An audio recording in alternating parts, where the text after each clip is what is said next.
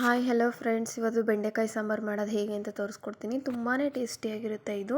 ನಾನು ಯಾವಾಗಲೂ ಮಾಡ್ತಾನೆ ಇರ್ತೀನಿ. ಬನ್ನಿ ಈಗ ಹೇಗೆ ಮಾಡೋದು ಅಂತ ನೋಡೋಣ. ನೋಡಿ, ಈ ಸೈಜಲ್ಲಿ ಬೆಂಡೆಕಾಯಿ ಎಲ್ಲ ಕಟ್ ಮಾಡ್ಕೊಂಡಿದ್ದೀನಿ. 1 ಟೇಬಲ್ ಸ್ಪೂನ್ ಎಣ್ಣೆ ಹಾಕ್ಬಿಟ್ಟು ಚೆನ್ನಾಗಿ ಫ್ರೈ ಮಾಡ್ಕೋಬೇಕು. ಅದೆಲ್ಲ ಲೋಳೆ ಇರೋದನ್ನೆಲ್ಲ ಚೆನ್ನಾಗಿ ಫ್ರೈ ಆಗಬೇಕು. ಅಲ್ಲಿವರೆಗೂ ಚೆನ್ನಾಗಿ ಫ್ರೈ ಮಾಡಿ.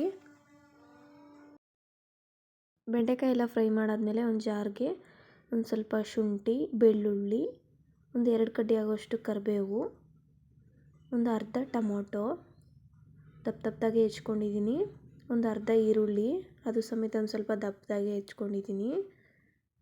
ನೋಡಿ, ಒಂದು ಅರ್ಧ ಈರುಳ್ಳಿ, ಒಂದು ಸ್ವಲ್ಪ ಕಾಯಿ, ತೆಂಗಿನಕಾಯಿ ಹಾಕಿದಷ್ಟು ತುಂಬ ಚೆನ್ನಾಗಿರುತ್ತೆ ಸಾಂಬಾರು. ನೋಡಿ, ತೆಂಗಿನಕಾಯಿ ಹಾಕ್ತಾಯಿದ್ದೀನಿ. ತುಂಬ ಟೇಸ್ಟಿಯಾಗಿರುತ್ತೆ ಸಾಂಬಾರು. ಇದನ್ನೆಲ್ಲ ನಾನು ಮುದ್ದೆಗೆಲ್ಲ ಮಾಡ್ತಾಯಿರ್ತೀನಿ. ತುಂಬ ಚೆನ್ನಾಗಿರುತ್ತೆ. ನೀವು ಒಂದು ಸತಿ ಟ್ರೈ ಮಾಡಿ ನೋಡಿ. ನೋಡಿ, ಕಾಯೆಲ್ಲ ಹಾಕಾದ್ಮೇಲೆ ಒಂದು ಸ್ವಲ್ಪ ಕೊತ್ತಂಬರಿ ಸೊಪ್ಪು ಆ್ಯಡ್ ಮಾಡಿ. ಇದಕ್ಕೊಂದು ಸ್ವಲ್ಪ ನೋಡಿ, ಒಂದು ಸ್ವಲ್ಪನೇ ಹಾಕ್ತಾಯಿದ್ದೀನಿ ಅಷ್ಟೇ. ಕೊತ್ತಂಬರಿ ಸ್ವಲ್ಪ ಹಾಕೋದಾದ್ಮೇಲೆ ಒಂದು ಅರ್ಧ ಟೇಬಲ್ ಸ್ಪೂನ್ ಆಗೋಷ್ಟು ಜೀರಿಗೆ, ಆ್ಯಡ್ ಮಾಡಿ.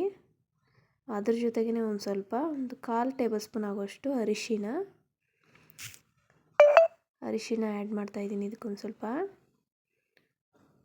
ನೋಡಿ, ಎಷ್ಟು ಚೆನ್ನಾಗಿರುತ್ತೆ ಸಾಂಬಾರು ಅಂದರೆ ಒಂದು ಸತಿ ಟ್ರೈ ಮಾಡಿ ನೋಡಿ. ಆಮೇಲೆ ನನಗೆ ಬಾಕ್ಸಲ್ಲಿ ಕಮೆಂಟ್ ಮಾಡಿ. ಇದಕ್ಕೊಂದು ಸ್ವಲ್ಪ 1.5 ಟೇಬಲ್ ಸ್ಪೂನ್ ಆಗೋಷ್ಟು ಖಾರದ ಪೌಡ್ರ್ ಆ್ಯಡ್ ಮಾಡ್ತಾಯಿದ್ದೀನಿ. ಖಾರದ ಪೌಡ್ರ್ ಜೊತೆಗೆ ನೀವು ಸಾಂಬಾರು ಪೌಡ್ರ್ ಸಮೇತ ಆ್ಯಡ್ ಮಾಡ್ಕೋಬೋದು. ನಾವು ಚಿಲ್ಲಿ ಪೌಡರ್ ಅಷ್ಟೇ ಆ್ಯಡ್ ಮಾಡ್ತಾಯಿದ್ದೀನಿ ಇದಕ್ಕೆ. ಚಿಲ್ಲಿ ಪೌಡ್ರ್ ಜೊತೆಗೆ ನೀವು ಸಾಂಬಾರು ಪೌಡ್ರ್ ಸಮೇತ ಆ್ಯಡ್ ಮಾಡ್ಕೋಬೋದು. ನೋಡಿ, ಇದನ್ನು ಸಾಫ್ಟಾಗಿ ರುಬ್ಕೊಂಬರ್ಬೇಕು. ನೋಡಿ, ಈ ಥರ ಸಾಫ್ಟಾಗಿ ರುಬ್ಕೊಂಡ್ಮೇಲೆ ಒಂದು ಕುಕ್ಕರ್ಗೆ ಎಣ್ಣೆ ಹಾಕಿ ಒಂದು ಸ್ವಲ್ಪ ಬಿಸಿ ಆದಮೇಲೆ ಸಾಸಿವೆ, ಜೀರಿಗೆ ಹಾಕಬೇಕು. ಚಟಪಟ ಅನ್ನೋವರೆಗೂ ಅದು ಎಣ್ಣೆ ಫ್ರೈ ಆಗಬೇಕು. ಅಲ್ಲಿವರೆಗೂ ಇದು ಎಣ್ಣೆಲಿ ಫ್ರೈ ಆದಮೇಲೆ ಜಜ್ಜಿರೋ ಬೆಳ್ಳುಳ್ಳಿ, ಒಂದು ಒಣಮೆಣ್ಸಿನ್ಕಾಯಿ, ಒಂದು ಹಸಿಮೆಣ್ಸಿನ್ಕಾಯಿನ ಉದ್ದುದ್ದಕ್ಕೆ ಕಟ್ ಮಾಡ್ಕೊಂಡು ಆ್ಯಡ್ ಮಾಡ್ತಾಯಿದ್ದೀನಿ. ಇದ್ರ ಜೊತೆ ಒಂದು ಅರ್ಧ ಈರುಳ್ಳಿ ಅದು ಸಮೇತ ಅಷ್ಟೇ ಚಿಕ್ಕದಾಗಿ ಉದ್ದುದ್ದಕ್ಕೆ ಕಟ್ ಮಾಡ್ಕೊಂಡಿದ್ದೀನಿ. ಅದ್ರ ಜೊತೆ ಒಂದು 2 ಕಡ್ಡಿ ಆಗುವಷ್ಟು ಕರಿಬೇವು ಚೆನ್ನಾಗಿ ಫ್ರೈ ಮಾಡಬೇಕು ಎಣ್ಣೆಲಿ ಒಂದು ಸ್ವಲ್ಪ ಈರುಳ್ಳಿ ಎಲ್ಲ ಕಲರ್ ಬರಬೇಕು. ಅಲ್ಲಿವರೆಗೂ ಫ್ರೈ ಮಾಡಾದಮೇಲೆ ಇದಕ್ಕೊಂದು ಅರ್ಧ ಟೊಮೊಟೊ ಚಿಕ್ಕದಾಗಿ ಕಟ್ ಮಾಡ್ಕೊಂಡು ಆ್ಯಡ್ ಮಾಡ್ಕೊತಾ ಇದ್ದೀನಿ. ಅರ್ಧ ಟೊಮೊಟೊ ಜಾರ್ಗೆ ಹಾಕಿದ್ದೆ ಖಾರ ರುಬ್ಕೊಳ್ಳೋಕ್ಕೆ, ಇನ್ನು ಅರ್ಧ ಟೊಮೊಟೊ ಕುಕ್ಕರ್ಗೆ ಹಾಕ್ತಾಯಿದ್ದೀನಿ. ಈಗ ಖಾರ ರುಬ್ಬಿರೋದನ್ನ ಸಮೇತ ಇದ್ರ ಜೊತೆಗೆ ಆ್ಯಡ್ ಮಾಡ್ಕೊತಾ ಇದ್ದೀನಿ. ನೋಡಿ, ಹಸಿ ವಾಸನೆ ಹೋಗಬೇಕು. ಅಲ್ಲಿವರೆಗೂ ಚೆನ್ನಾಗಿ ಅದು ಫ್ರೈ ಮಾಡ್ಕೋಬೇಕು. ಹಸಿ ವಾಸನೆ ಹೋಗ್ಲಾರ್ದೆ ಹಂಗೆ ಮಾಡಿದ್ರೆ ಚೆನ್ನಾಗಿರಲ್ಲ ಟೇಸ್ಟು.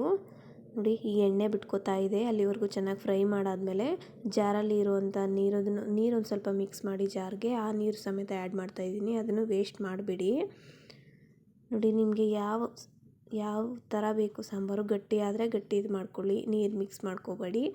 ಇಲ್ಲ ನೀರು ಥರ ಬೇಕು ಅಂದರೆ ಸ್ವಲ್ಪ ನೀರು ಆ್ಯಡ್ ಮಾಡಿ. ಈಗ ರುಚಿಗೆ ತಕ್ಕಷ್ಟು ಉಪ್ಪು ಹಾಕ್ತಾಯಿದ್ದೀನಿ. ಒಂದು ಸ್ವಲ್ಪ ಹುಣಸೆ ರಸ ಹಾಕ್ತಾಯಿದ್ದೀನಿ. ಹುಣಸೆ ರಸ ಹಾಕೋದ್ರಿಂದ ತುಂಬ ಟೇಸ್ಟಿಯಾಗಿರುತ್ತೆ ಬೆಂಡೆಕಾಯಿ ಸಾಂಬಾರು. ನೀವು ಒಂದು ಸತಿ ಟ್ರೈ ಮಾಡಿ ನೋಡಿ.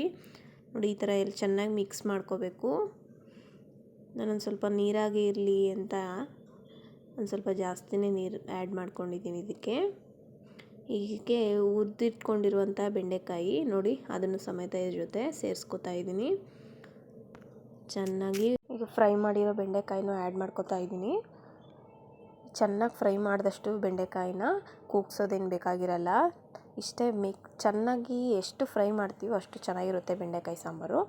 ಈ ಫ್ರೈ ಮಾಡಿರೋದ್ರಿಂದ ಯಾವುದೇ ರೀತಿಯ ಕೂಗ್ಸೋದು ಬೇಕಾಗಿಲ್ಲ. ಹಾಗೆ ಒಂದು 2 ನಿಮಿಷ ಕುದಿಸಿದ್ರೆ ಸಾಕಾಗುತ್ತೆ. ನೋಡಿ, ಈ ಥರ ಚೆನ್ನಾಗಿ ಕೈ ಆಡಿಸಿದ್ರೆ ಸಾಕು. ಯಾವ ಥರ ಬಂದಿದೆ ನೋಡಿ, ಇಷ್ಟೇ ಸಾಂಬಾರು. ಪಟ್ಟಂತ ಆಗೋಗುತ್ತೆ. ತುಂಬ ಟೇಸ್ಟಿಯಾಗಿರುತ್ತೆ ಸಾಂಬಾರು ಸಮೇತ.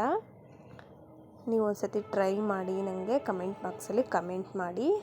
ನೋಡಿ, ರೆಡಿ ಟು ಈಟ್ ಬೆಂಡೆಕಾಯಿ ಸಾಂಬಾರು ರೆಡಿ. ನಾನು ಹಾಕೋ ವಿಡಿಯೋಸ್ ನಿಮ್ಗೆ ಏನಾದರೂ ಇಷ್ಟ ಆದರೆ ಲೈಕ್ ಮಾಡಿ, ಶೇರ್ ಮಾಡಿ, ಸಬ್ಸ್ಕ್ರೈಬ್ ಆಗಿ.